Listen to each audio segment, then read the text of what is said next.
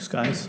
Welcome, everyone. I'm Gagandeep Singh, and welcome to this talk around modernizing the core capabilities within retail. So this is one of the talk around the future of retail, but also the retail showcase as part of the event that we have today. And we'll be talking around some of the anecdotes and the case studies that we've been through, but also some of the conversations we have been having and how the retail's changing, not from an inside out, but also the outside in view of how the organizations are facing challenges and what possible ideas that we have been discussing and probably bringing some of them to life as part of some of the work that we have been doing within the innovation space as well. Starting off with a bit of a history here. So over the years, the retail has evolved, as we can see, where we have seen that it started from brick and mortar, and they have been some of the key players in the market where a customer would go into the store, buy some products. However, as we can see, as the years have evolved, the way we shop, we buy things, we present our preferences have changed. We've got much more autonomy. The customers know that what they are looking for, how they want to get that, when they want to get that, and so on, which is, again, time and again, challenging the overall paradigm of how we buy things, but also how we sell things as well. And one of the key things that I would like to share as an experience is I was with my son last week, and he was asking about one of the person on the shop floor doing something, and he said, "What is she doing that?" And I said, "Well, why don't you go and ask what is she doing?" And he asked her, and she was saying, "Actually, I'm counting how many of those specific products are in the market and on the shop floor, and I'm going to order them." And he came and asked me that, "Daddy, why is she counting that? Can't she just use the iPad for that?" And I said, "Well, let me come back to you on that." But well, this does tell a lot about how the face of the communication interaction and how quickly the information is getting processed is changing, how the expectation levels are with the people as young as my son are looking into what the expectation levels are from not only the things which we are selling, but what exactly we can buy or we can influence in this space as well.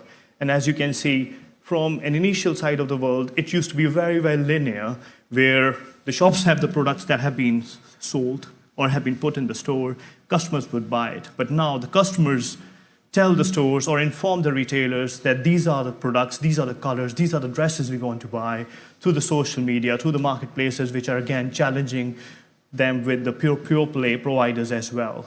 So certainly the polarity of this overall value creation and the chain is changing. It is much more becoming like a fixed loop or a circular than anything else. Looking into some of the retail spaces and speaking to some of the retailers through a couple of years, we have seen that there has been some very, very common themes of the challenges that they have. And typically, I would look into some of the buckets of those retailers as the ones who have been there for quite a long time, really big, and they have accumulated what they call it as, don't call it legacy, it is heritage. And they have got several generations of heritage that they have, if I would say so, or the legacy systems that may be built on mainframe, COBOL, and they're still using it on the shop floors. They're still using to place in orders or in the supply chain as well. And interestingly, they do mention that our selling and the customer engagement spaces are very sophisticated. However, we certainly want to do something about that to be more responsive. However, we see that a lot of them won't change in day one. And the expectation is to moving into the next space of the world, which is, as I said, much more agile, looking into how the experience are much more intuitive, at the convenience, and flexible as well. So knowing that and how the paces are changing, how do we think that that journey might begin? What are the market dynamics that are bringing those changes, and how we think the retailers are responding to that? And moving into the story is, moreover, how we think as an organization could be a possible challenge for us to respond to that as well. And certainly, having those digital capabilities converged into their physical in-store experience can certainly make a big change of how they make those decisions around their supply chains, but also how they make their decisions around any channel that their products are being sold on or any channel they are interacting the customers with. This is one of the initial views that we created as part of the business outcomes driven or capability driven views to say, how do we see that change happening? And certainly there are few building blocks that you would want to look into when you're building those challenges or the outcomes across those spaces. Certainly the channels are one of them. The capabilities are another ones where you would say where our operating models needs to be flexible enough to accept some of the changes, whether it's about ordering or interacting with the suppliers, or it could be something where you are adding or enriching your products to deliver some of the benefits as well. And moreover, the key aspects is how the users would like to do that. How long does it take to launch a product? What is the timeline? And speaking to some of the retailers, we experienced that across different spaces, it could range between 6 to 9 months.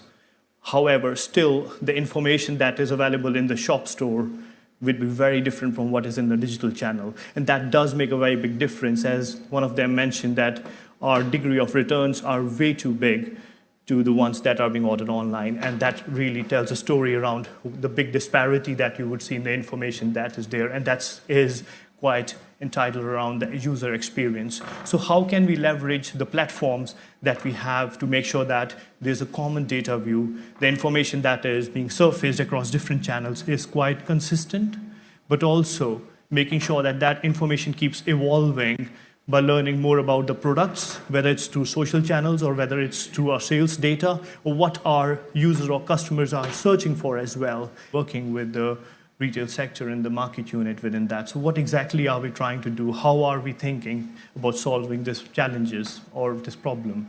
And certainly, this is certainly not something that would enable us to fix once and for all, but this is certainly something that would bring the retailers on a journey, whether they are on the cusp of transforming their ERPs, or whether they are beginning their transformation projects, which can be quite costly without seeing any early benefits in there as well. So this is certainly something where they can incrementally embark on it with the specific use cases that they would want to unleash.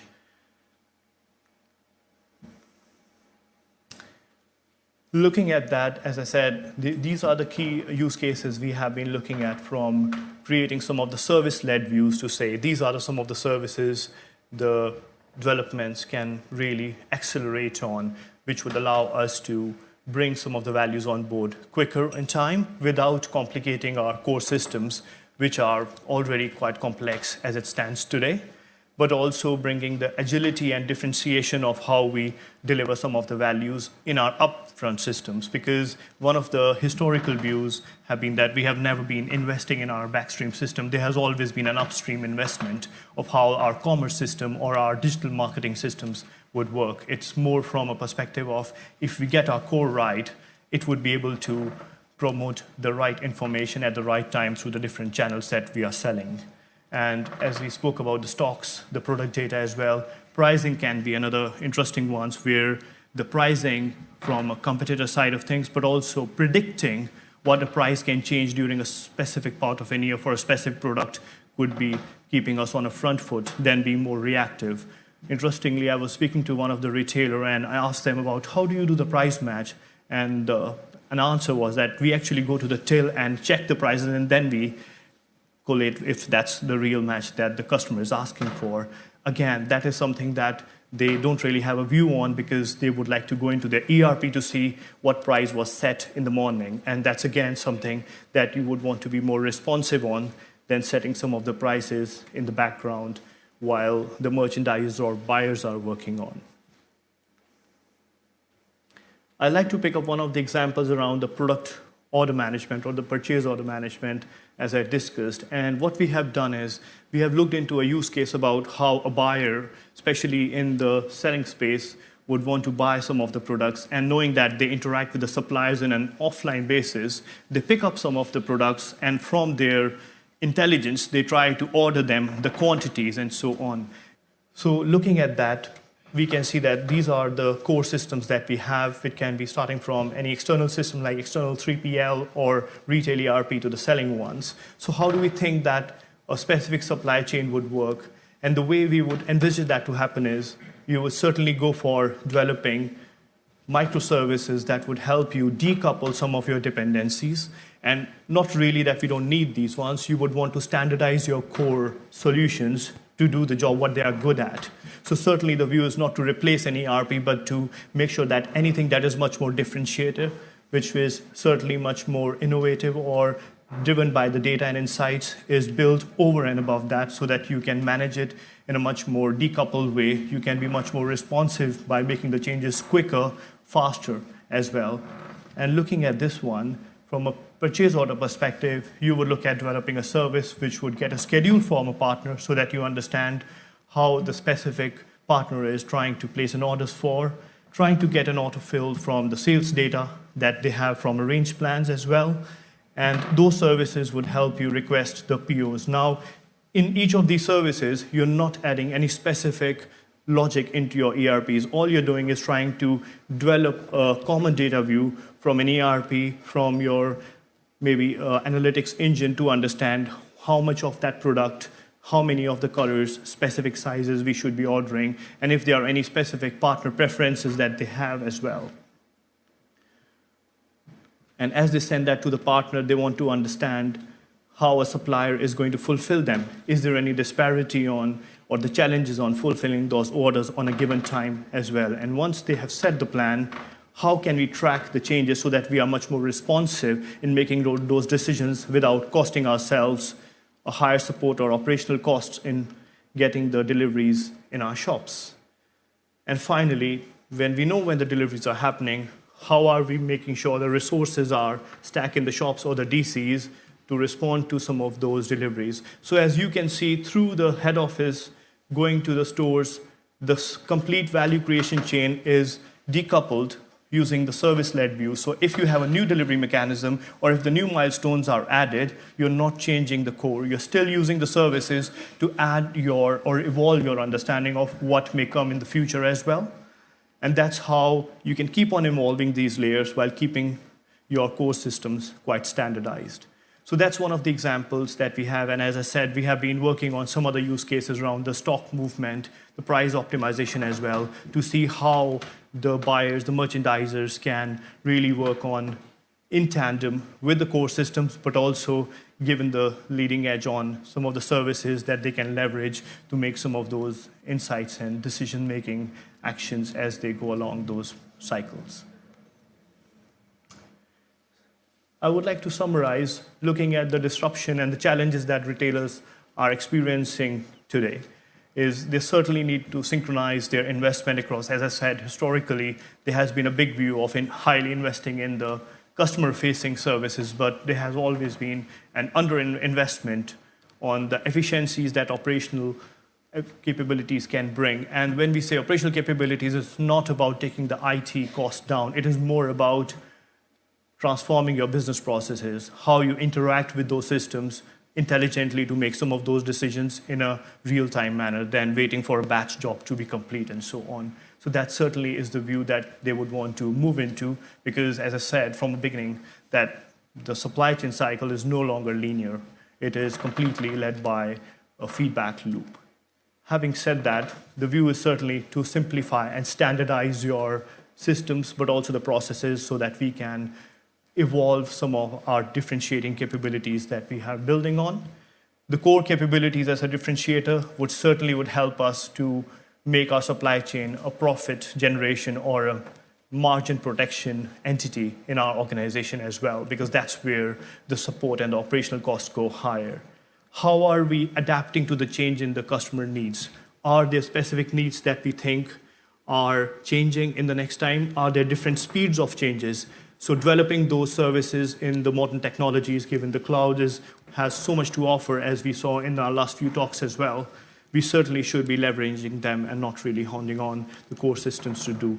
And the last one is having that tendency or mindset to do it all certainly is bringing out of the window to say we are having a boundary-less communication where we are bringing partners, suppliers on board to collaborate, because a lot of products, as you may have seen, would be sitting in a supplier space where they have a lot more enriched product information. So allowing them to interact with the retailers in a much more collaborative way and make things, as I said, the product life cycle much more quicker and faster would certainly speed up the processes to deliver the benefit to the customers as well.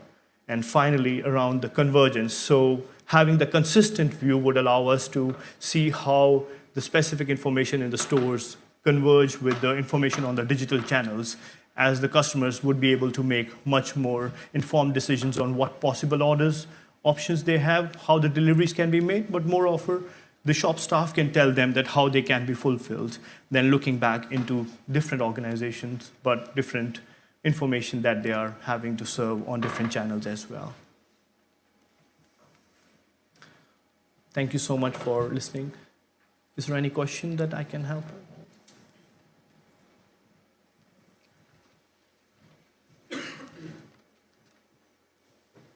Hi, Gagan. David here. Yeah. Just one quick question about, you were talking about insights.